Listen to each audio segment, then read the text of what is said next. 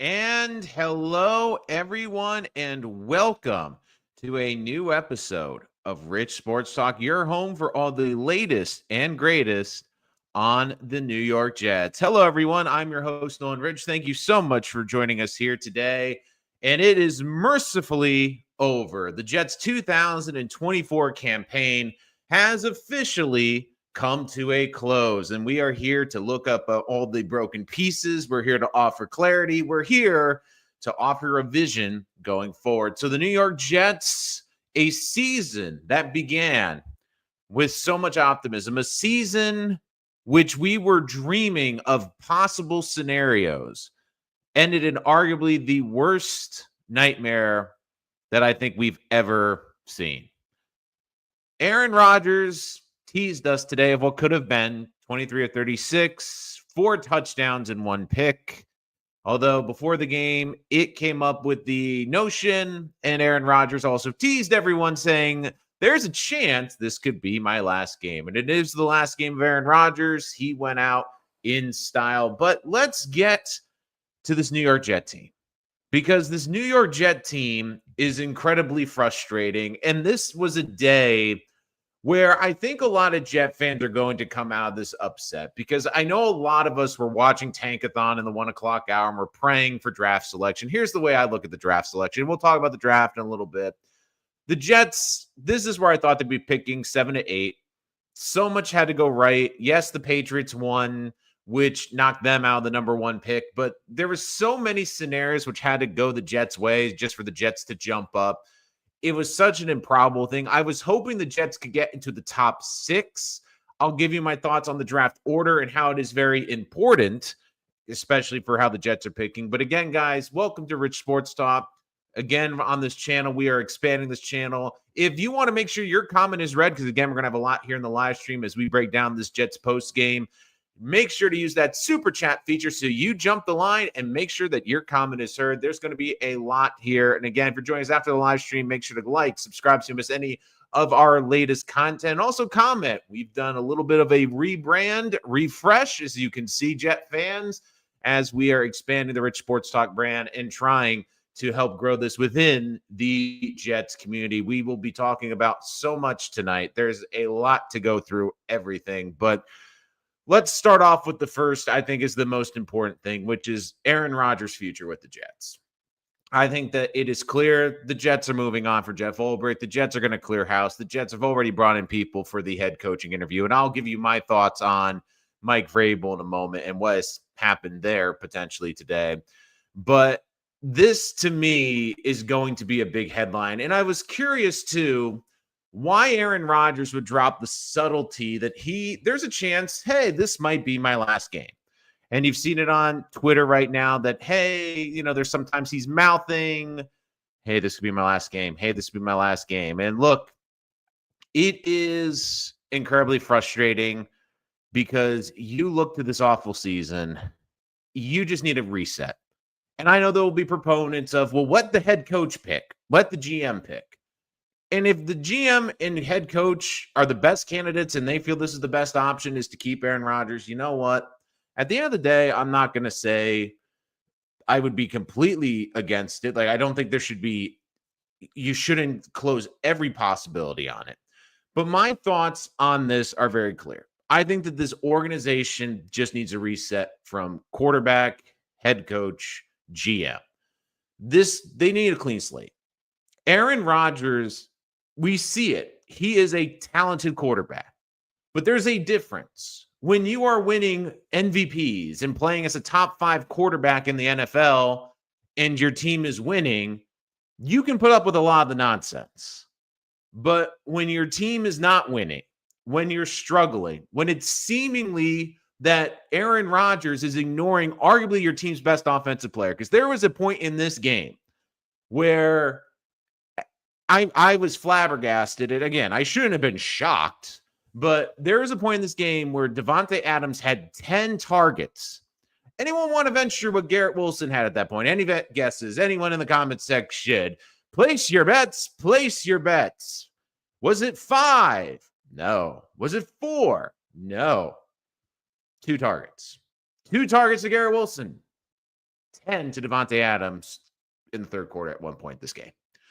That to me tells you what you want to do. And yes, it's great. He got the 500 to Tyler Conklin, who likely will not be here. Yes, it's great. He gave it to Alan Lazard, who will likely not be here. Yes, it's great. He gave it to Devontae Adams, who will likely not be here. Oh, well, at least the fourth one went to Breece Hall.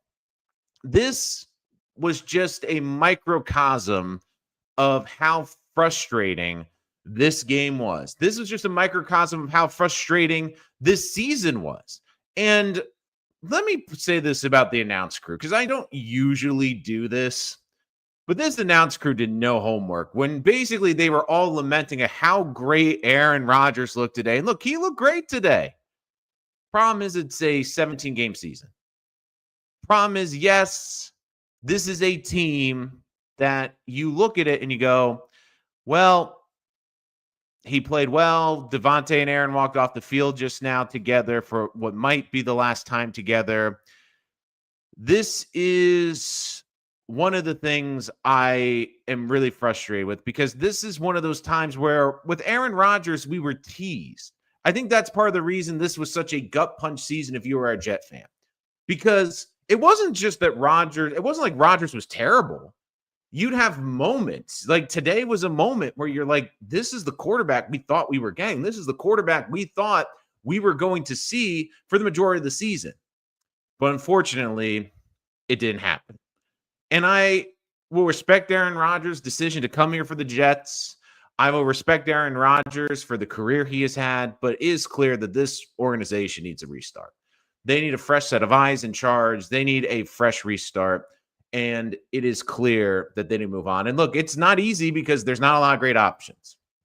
Because as much as we're clamoring that we want the Jets to have a top 5 pick and get a quarterback, the problem now with this draft is it's going to be very hard for the Jets to get a quarterback. So I'll get into some of the free agency talk with the Jets in just a little bit. So again, if you're looking to talk free agency and you have great comments, make sure that you use that super chat so that I get you to the front of the line and make sure that you are posted and are seen in this community. But I just want to talk about the draft standings right now. So interesting tidbit though, because the Jets officially are not done with their draft pick. The Jets will have either the 7th or 8th pick.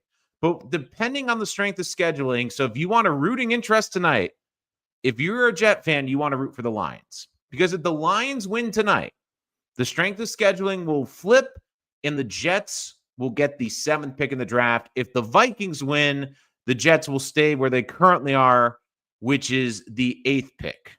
So if you're the Jets, you are hoping for that. You want, right now it's basically flip-flopping with Carolina at the 8th and 7th pick. So the Jets still, it's funny because when I came on last week, I said the nice thing is we'll at least have the draft order all figured out by the time we come on live here.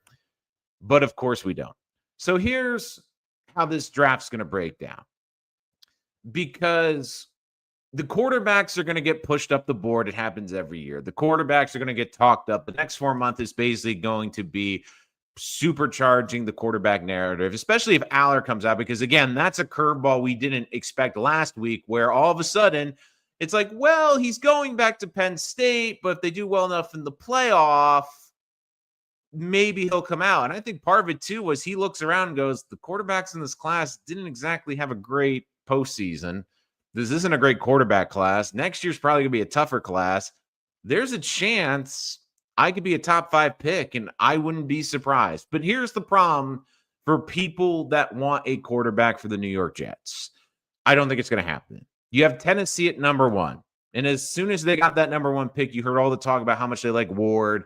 We know they need a quarterback. We know that they want a quarterback. I think they are locked at a quarterback at 1. 2 is the wild card to me. It's Cleveland. But to me, I think Cleveland's taking a quarterback. Now, is it going to be a Shadur Sanders if it isn't Ward there? Is it going to be Milroe? I think the Browns are almost going to be forced to take a quarterback, and here's why. Because the Browns are in a unique situation. What's happened with the Browns in recent weeks? Well, Deshaun Watson reworked his contract. So, yes, it will be a financial burden for the Cleveland Browns to get out of that horrendous contract, but it has softened the blow. So why is that important? Well, Cleveland also needs a reason to move off of Deshaun Watson. And you saw it this year with the Broncos. They moved off of Russell Wilson, went with a rookie quarterback, and lo and behold, it turned around. But here's the thing. This isn't like last year's class. We had a lot of guys that were ready to play. You need some guys to incubate, especially like if you want Milroe or Aller, let's say, at number 2. So now you have a great possibility because you have Deshaun Watson under contract for next year. They're not moving him until after next season. And yes, you don't need Deshaun Watson to be a mentor, but would it be a bad thing in Cleveland if you were able to keep him, if you were able to have him start 8 to 10 games and then push it over to the rookie? I think that would be a pretty good thing for Cleveland. And then you have the Giants at 3. And for 3, it will be incredibly fascinating to see what happens with them. And a lot of it, I do really believe, comes down to the regime for the New York Giants. And again, guys, if you're joining us in this live stream, make sure to like, give us a comment, make sure to share with the other members of the Jets community. Make sure you use the new Super Chat feature to use the stickers. And, of course, to make sure that your comment is read throughout this video. And again, guys, we will be here all offseason talking about the New York Jets draft, talking about Jets free agency. But let's get back to a little bit more of the draft talk. So we were talking just now about number 1 and 2. 3 with the Giants. I think a lot of it depends on what happens with them. Now, we haven't heard officially as of now, as of this recording, what is going on with the Giants front office or with the Giants head coaching. We know one in the NFL, and we'll get to that in a second because it is very important and how it impacts the Jets. But if the Giants are keeping Brian Dable and Joe Shane, I feel like they have to take a quarterback because they cannot go into another draft and come out of it without a quarterback.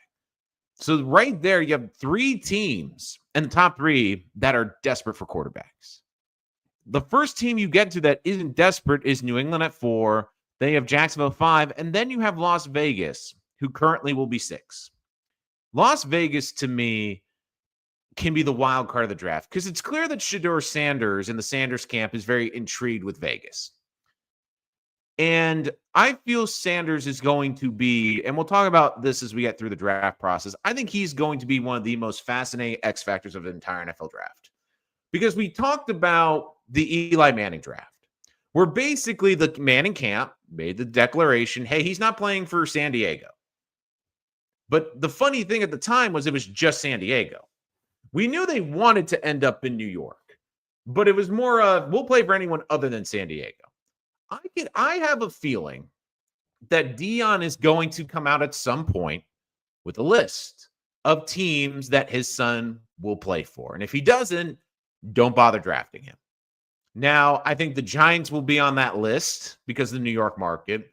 I think the Raiders will be on that list, but it's curious, like, will the Browns be on that list? Like, what teams will be on the Sanders list? And I think there's a lot of teams around the league. They're also a little bit worried about Shedeur Sanders, if I'm honest. I think there's a lot of teams around the league that are looking at it and going, that's a lot with Dion, because that is you're not only drafting Shedeur, but you're drafting Dion as well. And I don't know how many organizations are going to be up for that.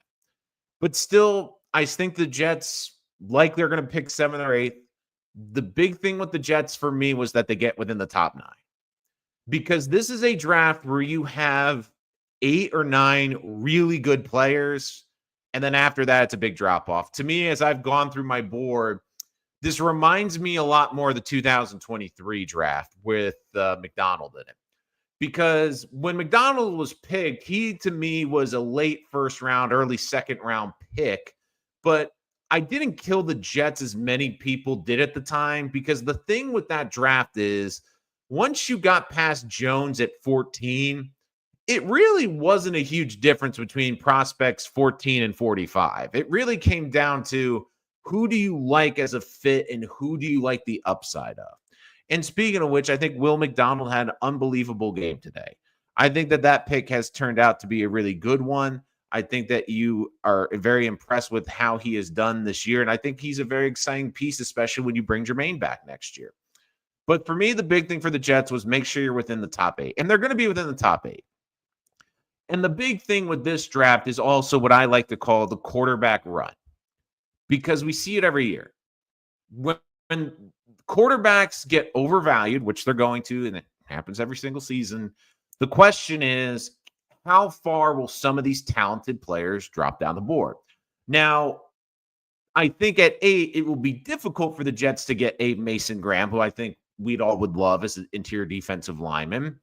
But could someone like a Will Johnson, again, I know he's a corner, fall to the Jets at 8? It's a possibility. Could someone like a Will Campbell or Kelvin Banks Jr., and again, I know they're tackles, but you'd have to consider them. I think an interesting pick to keep an eye on, too, if you're the Jets, is Malachi Starks.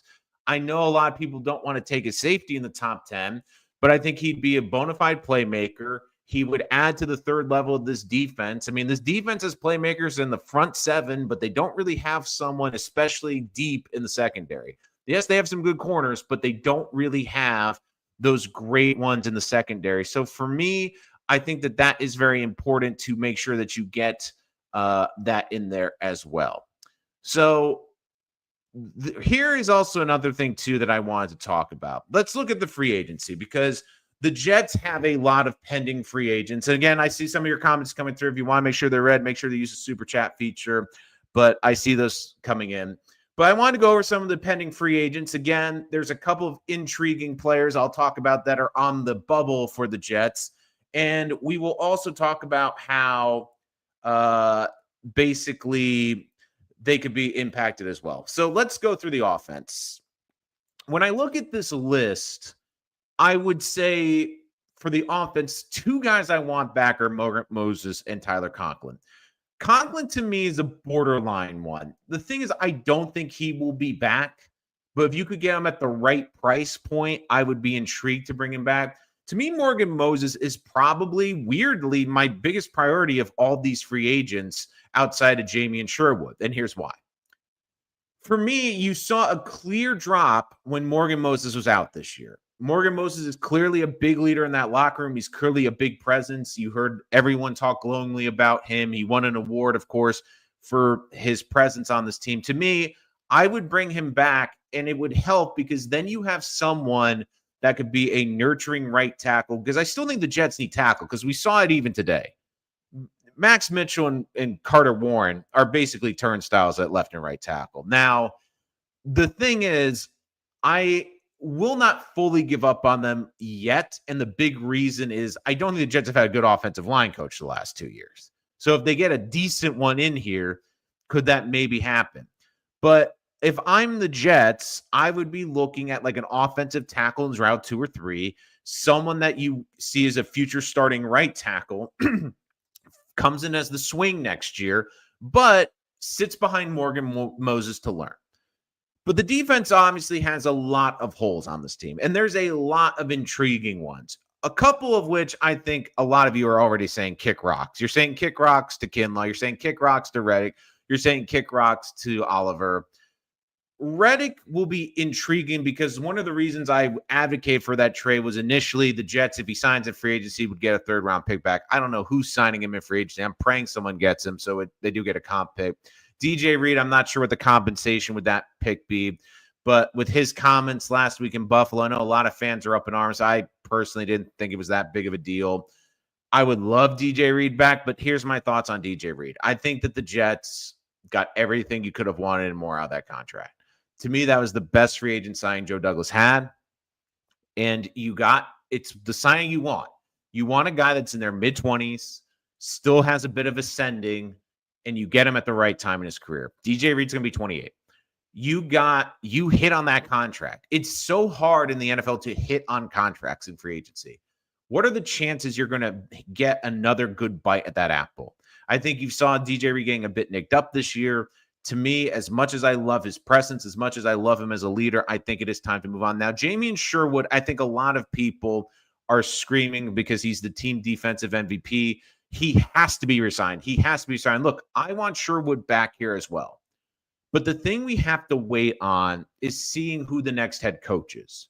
Because depending on the scheme is going to be very indicative of what they come back. Could Sherwood play inside linebacker in a 3-4 potentially? Are the Jets going to be playing multiple fronts? Are they going to be sticking with the 4-3? A lot of it also depends on what they're doing with CJ Mosley. I think Mosley, and we'll get to some of the big cuts. If Mosley's gone, you have Sherwood there.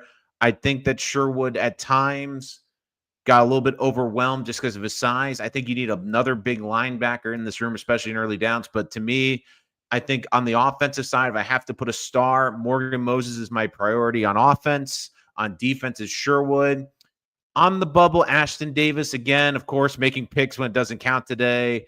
Brandon Eccles is an interesting one. To me, Brandon Eccles, because you're going to have to pay Sauce. You're going to have to basically you're going to have to pay Sauce. You've already paid Michael Carter. To me, Brandon Eccles is an intriguing one because I do think they have a deep corner room. And if you can get him on a one-year deal to be the number 2 corner to start the season, I wouldn't hate that as well. But the big thing with the Jets right now for me is like those are some of the big key priority free agents to look at next season. But let's also get to your comments. I know I've been putting them off. We'll get to your comments. Make sure that you use the super chats to make sure yours doesn't get missed. And of course, we have a lot of other talking points, including a key head coaching candidate that might now be out of the Jets race, and potential guys on this roster will be cut, and we will be reacting to the post game. Although, to be honest with this video today, I'm not going to really react to a lot of the post game comments today. To me, a lot of it is just interesting. Oh, Woody Johnson apparently speaking on the 2024 Jets season. So let's see if we can hear what he has to say here. And again, guys, let me know if you can hear this as well. But this was apparently Woody Johnson's comments on the 2024 season.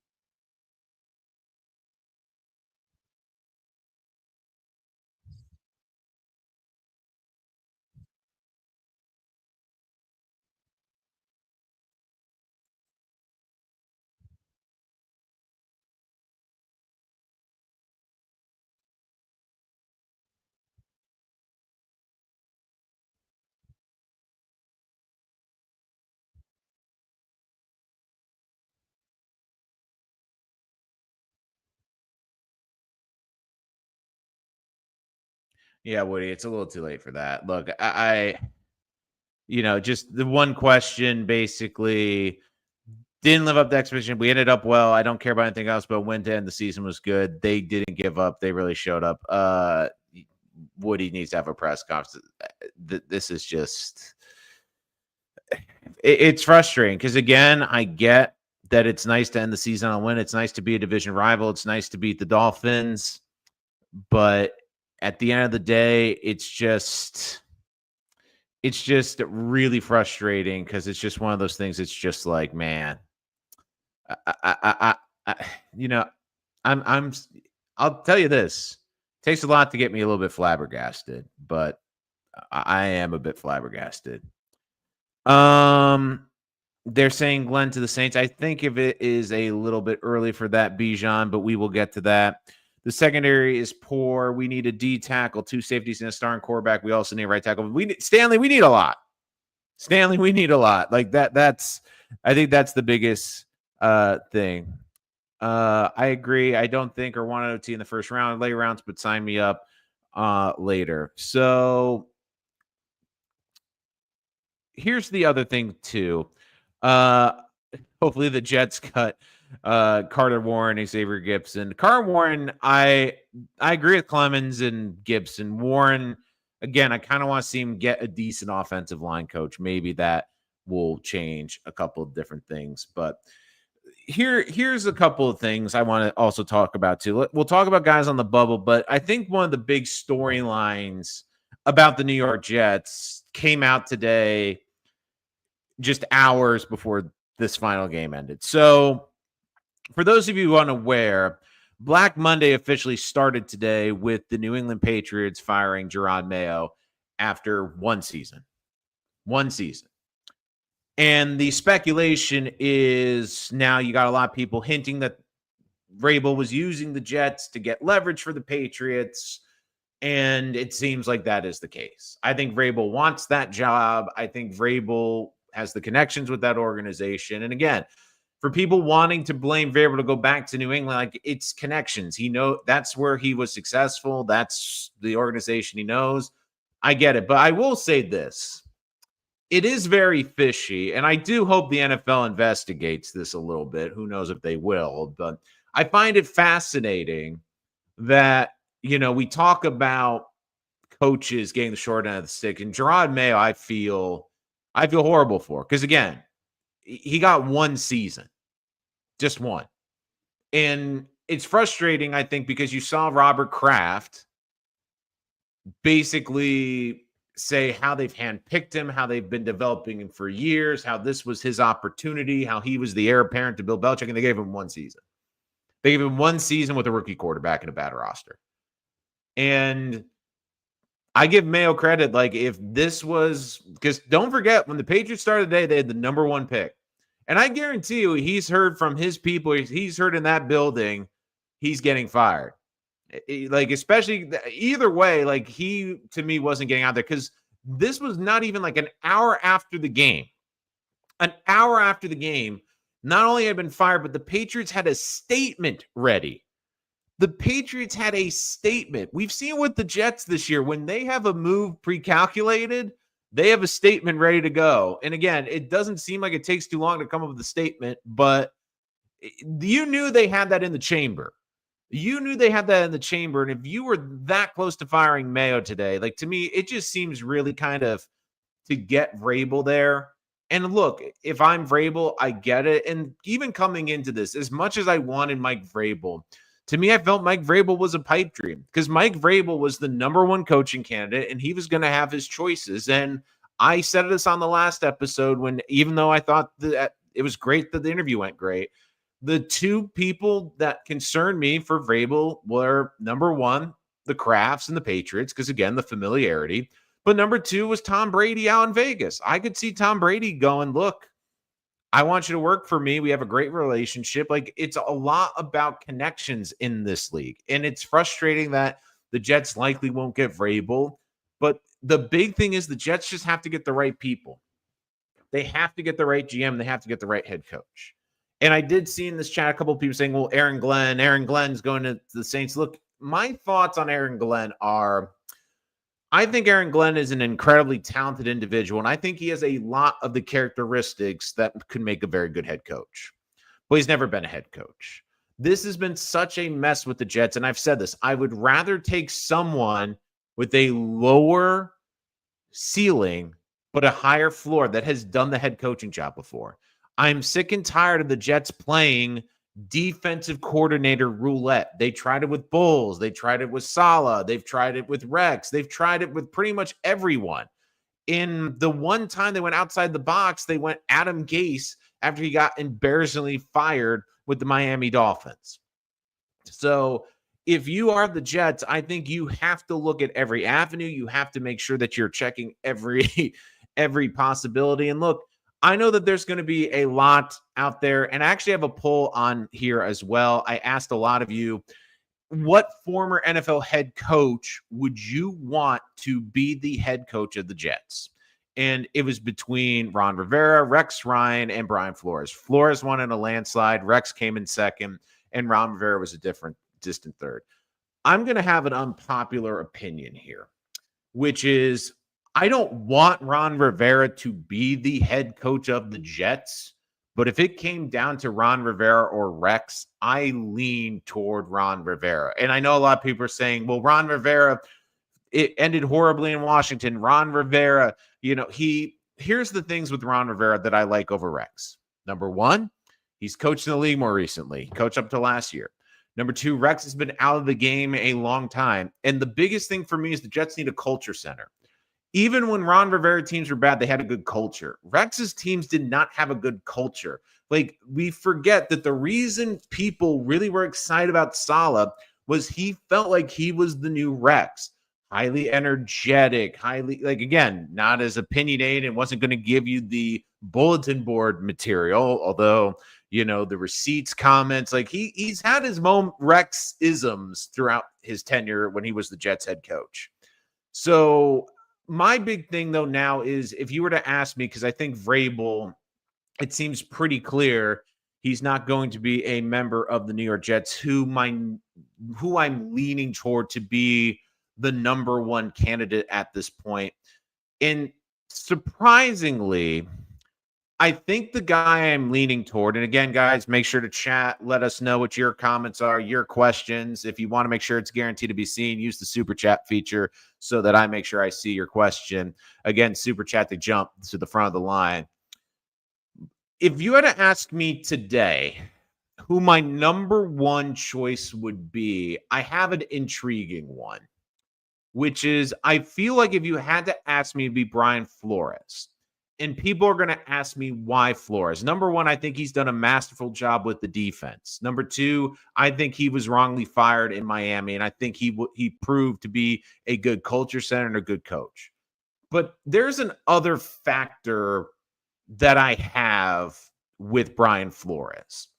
And to me, I think it is very important. I think a lot of is motivation. And what do I mean by that?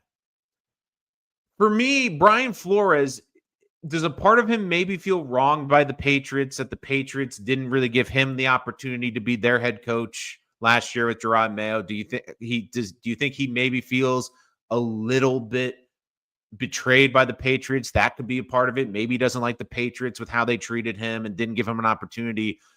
But to me, the biggest thing is, why did Bill Belichick stay motivated all those years? He had an innate hatred for the New York Jets. Brian Flores despises the Miami Dolphins. And again, I get it. The Dolphins are the biggest threat to the Jets. I get it. The Jets beat the Dolphins in a meaningless game today. I get it. But you can't tell me, like, of all these coaches, what is driving that? Brian Flores, to me, is a guy that wants to prove that, number one, he was wrongfully fired and deserves to be a head coach. But number two, I think that Brian Flores wants to stick it up the rear end of the Miami Dolphins. Because remember, he was the one that wanted Justin Herbert, but the front office wanted Tua. And of course, this was also the same front office that wanted him to tank games, but he refused to. And that probably eventually cost him his job. To me, of all these head coaches, I look at what is their main motivation. And I look around at some of these candidates and I go, well, is it Rex really wants to, does he want to be popular? Does Rex just want to, be a headliner again? But for me, with Ron Rivera, I do think that is very important. Yes, I will be on the danger zone. I will talk to Dano Jets. There might potentially be a scheduling conflict, but the worst case scenario, if it's not this weekend, I will be in the danger zone next week, and we will talk a lot. And again, I might not have the beer cracked, but I will have other things cracked. So cheers to Dano Jets. I mean, look, this is what the Jets season is making us do, basically. That is how we've gone through this entire season. I am curious, I should put a poll, I think, on the page, and let me know what you think in the comments. Who is the most despised Jet from this season? Is it Hassan Reddick? Is it Michael Clemens? Is it Aaron Rodgers? I do think that will definitely be a fascinating debate. And look, I know it's a meaningless game. I still like the fact that the Jets beat the Dolphins. And either way, I know people are like, oh, I can't believe it. Screw the Jets draft order. Well, they could still be picking as high as 7. And the other thing I look at too is, even if the Jets, if we look at this realistically, even if the Jets had lost this game, Jacksonville would still be picking ahead of them. New England would still be picking ahead. They'd be the 6th pick. And realistically, if you wanted the Jets to really make noise, you needed them to be within the top 5 or the top 4. But that was so unlikely.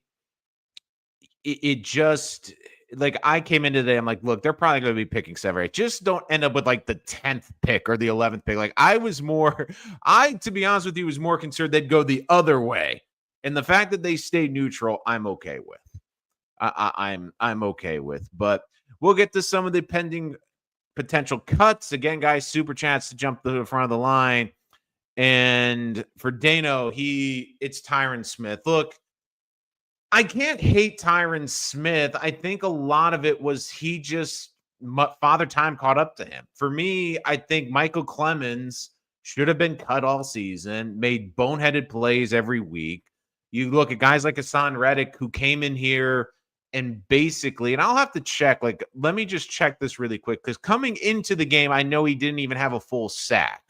So I'm just going to make sure he didn't get like some garbage sack in this game. And again, the fact that Garrett Wilson only had 51 yards catching is embarrassing. And again, Breece Hall averages nearly 5 yards a carry, but only can get 12 carries in this game. You know, that's something. I mean, Bruce Hector with a sack, Javon Kinlaw with a sack, and of course, Hassan Reddick. Hassan Reddick, half a sack. So I guess Hassan Reddick gets to 1 full sack on the season. Yay!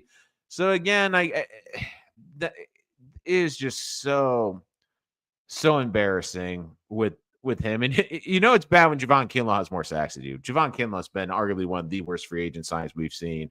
But this has been frustrating. Look, guys, this is going to be a long off season. This is going to be a channel that's going to be expanding too. We're going to have a lot of guests during this off season. As you can tell, we're rebranding. We're up in the production value.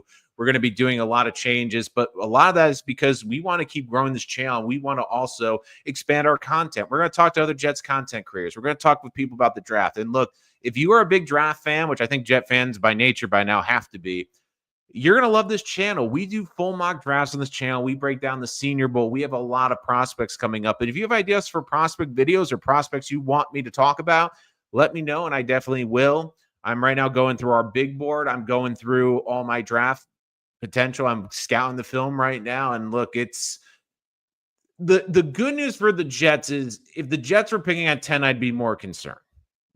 The Jets, to me, are going to get a blue chip player.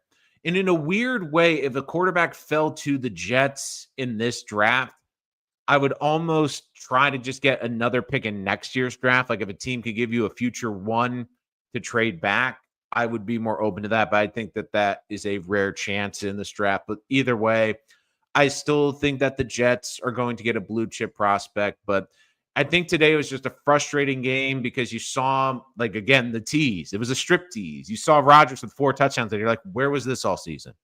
You saw Devontae Adams making big plays. You're like, where's this been all season? You saw this defense making some turnovers. Where's that been all season? And it's just so frustrating because, like, this was the team I think we were expecting. Not for them to show up in week 18 in a meaningless game, which a lot of this fan base, to be honest, was either checked out or is actively rooting against. And look, it's been a frustrating season. Like, I cannot tell you how many times I've come on this platform and been like, look, guys, I need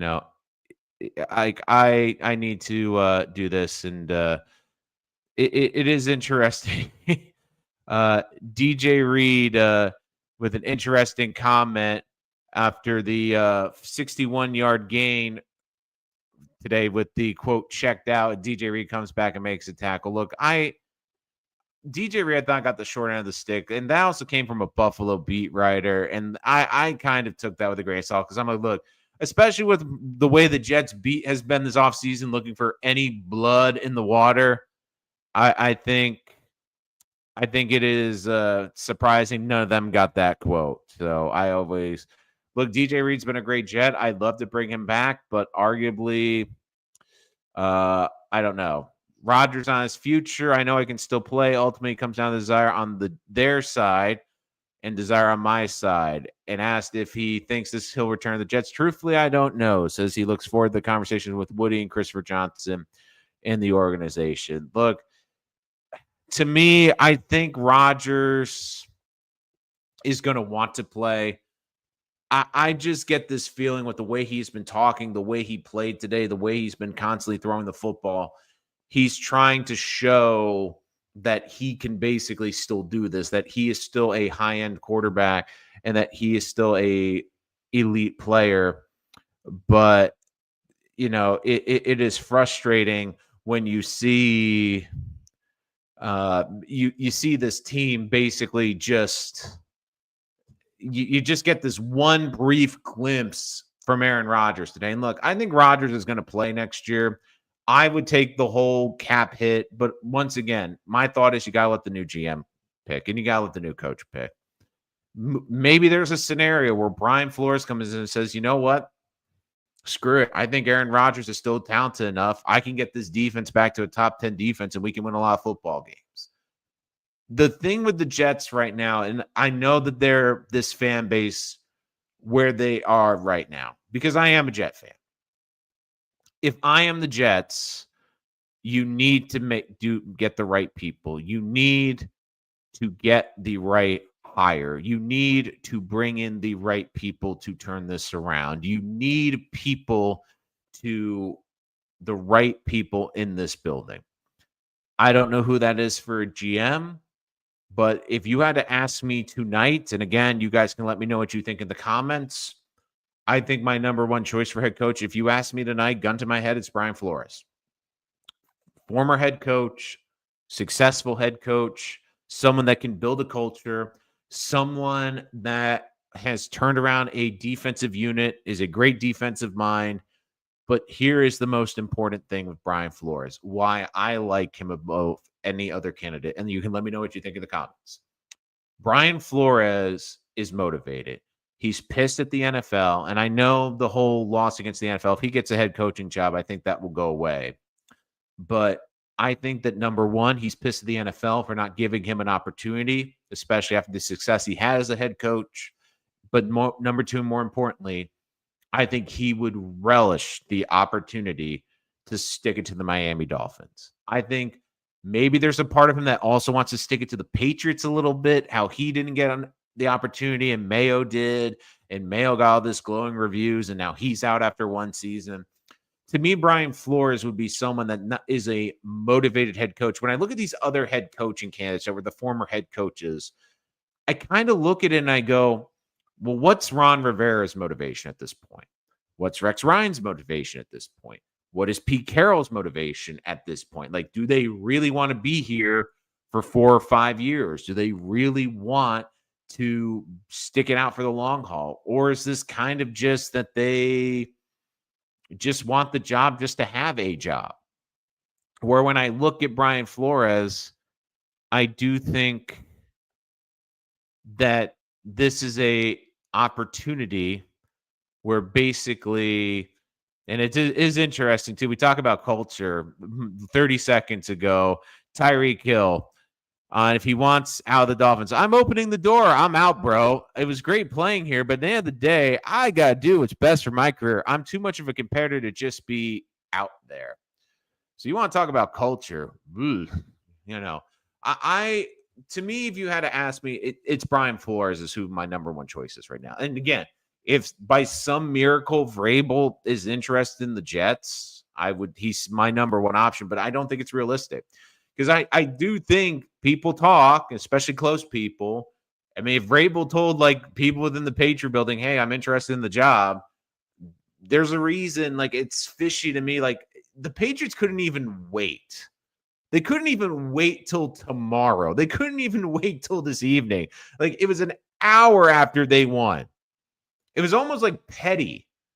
Like, they won the game, cost us the first pick. It's like, oh, yeah, we're fine, Mayor. And your thought is like, are you pissed at him because he cost you the number one pick? Is that why you're firing it? But I think if they had a statement like that ready to go, I think he was coaching for his life. And you know what? I give Jerron Mayo some flowers. I know we don't like talking about the Patriots on a Jet channel, but you know what? If he knew he was getting fired and he said, screw it, you know what? I'm going to stick it up their ends and make sure they don't get the number one pick. You know what? Kudos to you, Jerron Mayo. If you really did that, you know what, Jet fans, we should do if we see Jerron Mayo? If we see him at a bar and we ask him if he's honest and he tells us that's the answer, buy him a beer. I know we don't want to give Patriots a lot of things, but buy him a beer. Buy him a drink. Treat him. Say, you know what? Good for you. Good for you. So the Patriots didn't get 50,000 draft picks for the first overall pick or Travis Hunter. Good for you. Although there's a chance they still might get Travis Hunter because I think 3 quarterbacks could potentially go. Again, guys, if you're new to the channel, give us a like, give us a subscribe, as we are your home for the latest and greatest on the New York Jets. We will be here this whole entire offseason breaking down the NFL draft. So if you're a big NFL draft fan, make sure that you are here for all our latest. And, of course, make sure to check out all our latest videos. You can check our polls on the community page. But it is definitely a very intriguing opportunity. And again, if you want a rooting interest for the New York Jets tonight, root for the Lions, because the Jets will wrap up the 7th pick. If the Lions don't win, then the Jets have the 8th pick. So I did think it was interesting to, Zach Bailey getting the opportunity to play right tackle for the Jets today at 29 years old. Like, again, it's a nice footnote, like in some of these games right now. It is funny too, because it is kind of funny how all week the Crafts didn't give Mayo the vote of confidence, and I think he kind of knew going into this game this was it. And it's funny because the Giants haven't even made a decision. They said they're not going to make a rash decision. Meanwhile, up at Foxborough after one season, it's basically, oh, okay, he's gone. So let's get to another interesting topic. Again, guys, if you're new to the channel, make sure to like and subscribe. If you want to talk on our channel and get to the front of the line, use that super chat feature as well. So, but overall, let's get to another interesting topic. So here's a fun topic I wanted to talk about too, because the free agents I brought up earlier in the show, and again, guys, you can go back. It was about the 20-minute mark where we broke down the free agents. Now, these are clear free agents. There's no restrictions, but there are guys on the bubble. We talked about Aaron Rodgers. I think he won't be here next year. Again, it comes up to the new regime. But there are a couple of interesting guys on the bubble. Devontae Adams obviously is dependent on Rodgers. If Rodgers is here, Devontae's here. If Devontae isn't here, now the Jets did restructure the contract. I still think they can get out of it with limited financial burden, but could they potentially trade Devontae to get a pick? I'm not saying they get a great pick, but a pick if they moved into a team that wants Rodgers. That's a possibility. Devontae's a weird one because Devontae's someone I would love the Jets to keep in a perfect world, but I just don't think he's going to want to stay with a lesser quarterback. I mean, he was pretty open. He wanted to play with Carr. He wanted to play with Rodgers. And if Rodgers is going to play somewhere else next year, then I think he's going to follow him. But if Rodgers retires, maybe that will incite Devontae to stay. I still think Devontae can be a positive person on this team. Allen Lazard, the Jets can get pretty much out of that contract with minimum hits. And look, Lazard was here, and you saw it today. The frustrating thing was the last couple of weeks, Lazard was out targeted Garrett Wilson, which is BS. That should never happen. I don't think he's here. The one guy that is intriguing to me is CJ Mosley, because CJ Mosley, I think, is underappreciated with how much he's done for this defense the last couple of seasons. But with his cap hit, I don't think it's going to work. Could the Jets restructure it? Potentially, but you're seeing the injuries catch up. I think it's one of those things, he needs a clean break. I think the Jets need to release him, and I think the Jets just need to move on from CJ. But I will say this. I think CJ Mosley is a name to keep an eye on. To me, he reminds me of a Jeff Ulbrich type, as a D coordinator before becoming a head coach and being an abomination. Or you're talking about Mike Vrabel. I think CJ Mosley is a very gifted NFL mind. I think he's a very smart and heady player. He understands structure. He understands defensive schemes. He understands offensive game plans. He's someone to me that I will not be shocked is a defensive coordinator in short order when he's done playing football. That will not shock me at all. Let's see. Unfortunately, we're not the best 4-12 team in football. Thank you. We're now the best 5-12. RJF Media with a great comment, as always. I like him, Q, and Sherwood together. Look, the problem with CJ Mosley is the contract. It is a massive hit. It is a massive hit against the cap, according to Over the Cap for CJ Mosley. So basically, CJ Mosley for 2025, if they cut him before June 1st, because he has a $12 million cap hit, because they also voided his contract in the next year. It would basically, the Jets would still lose money on his contract for next year. The problem is, could he be a clean break after 2026 when he's a free agent? Now, in 2026, his cap number $7.5 million, but no dead money. So if they cut him, they basically eating all the dead money. It's a weird situation with CJ too, because he's going to be 33 next year. Do you keep him on the roster for one more season, or do you just eat it and allow him to move on? I mean, financially, it'd be better to keep him to come after the 2026 season. But the problem I'm worried is if some GM gives him a bit of an extension and, prolongs it a little bit. So that definitely is something to keep an eye on as well. But again, it does seem like it's some interesting things. So Jim Irsay has come out saying he believes in his GM and head coach. So the Colts will not be making any fire sale changes right now. Let's see. Just seeing some of the other comments. Aaron Rodgers asked, basically, do you regret coming to the Jets? He said no. Look, the Jets got a win today, and they didn't hurt their draft stock. They were picking 7th or 8th, which is what they were going to be doing. That's where they were last week. So it's nice that they got a win. And I feel really more for the guys on this team, like Garrett, like Brees, like who have just gone through so much this year, and basically, it's just interesting to see what they did. And I do think it's ironic because Tyreek Hill, remember, the Jets are going to trade for him, and he chose the Dolphins over the Jets.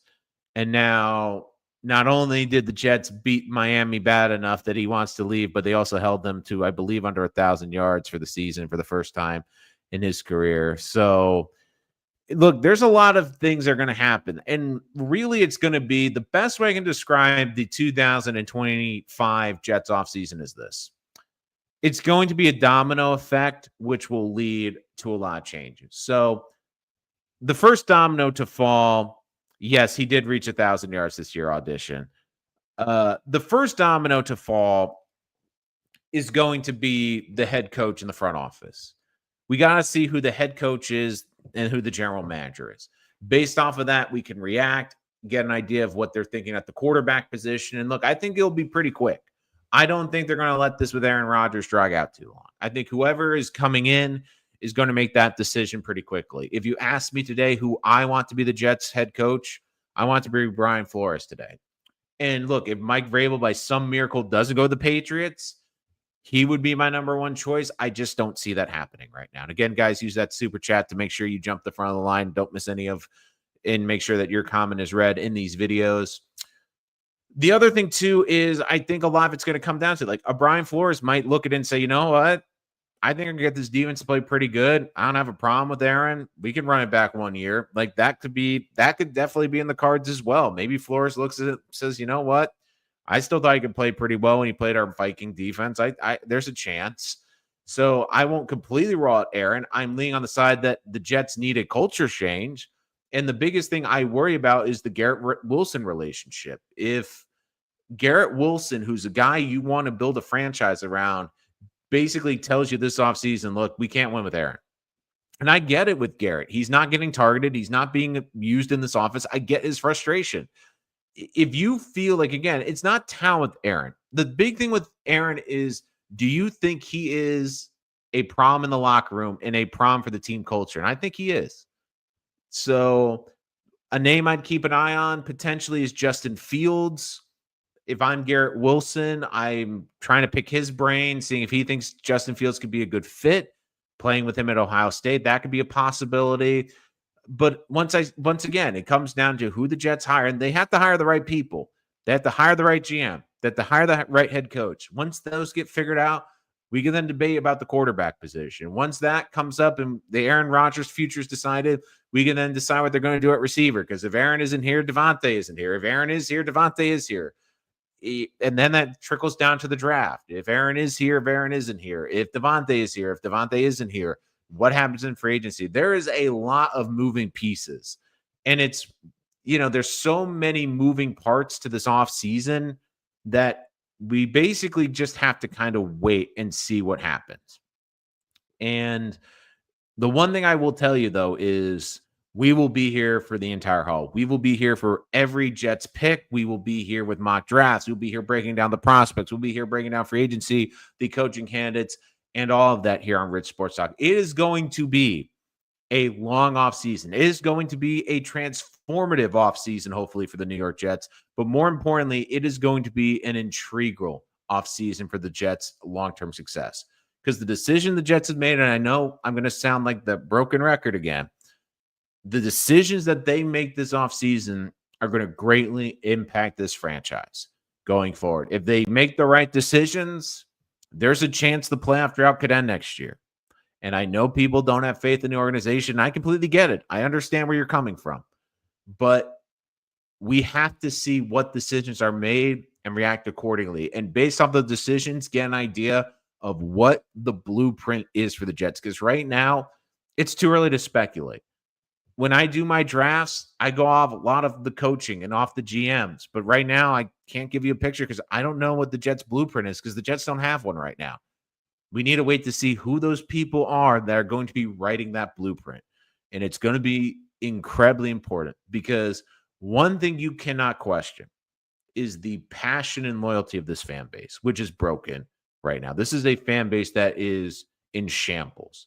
This is a fan base that if you can just give this fan base success and just a taste of success and just consistency and not being a laughing stock week in and week out, this will be a fan base that will support you. This is a fan base that is clinging on every last fiber of their being for a bit of hope. And look, this is what it's like being a Jet fan. It is tough. It is hard. It is frustrating. But the one thing Jet fans have is optimism and the hope that there can be change. The big thing now is we know that this last 2 years hasn't worked. Change is coming. Change has been coming now for weeks. We've known it. But the big thing is, can the Jets make the right changes? They don't have to make the biggest changes. They just have to make the right changes. And we will be here for every step of that process. Make sure to give us a like, give us a subscribe so you don't miss any of our content here on Rich Sports Talk, your home for all the latest on the New York Jets. Thanks so much for joining us here tonight. We will see you next time and throughout this Jets offseason. So make sure to subscribe so you don't miss any of our content because we're going to have a lot of it throughout this offseason and a ton of NFL draft stuff. Make sure you don't miss it here on Rich Sports Talk. We will see you later, Jet fans. It is finally over. The 2024 season can rest in pieces. It was long, it was arduous, but we have reached the end. And now we can start a new journey as we start to the climb to 2025. And the journey, that offseason begins now. And I'm excited to take that with you. All right, guys, we'll see you next time here on Rich Sports Talk.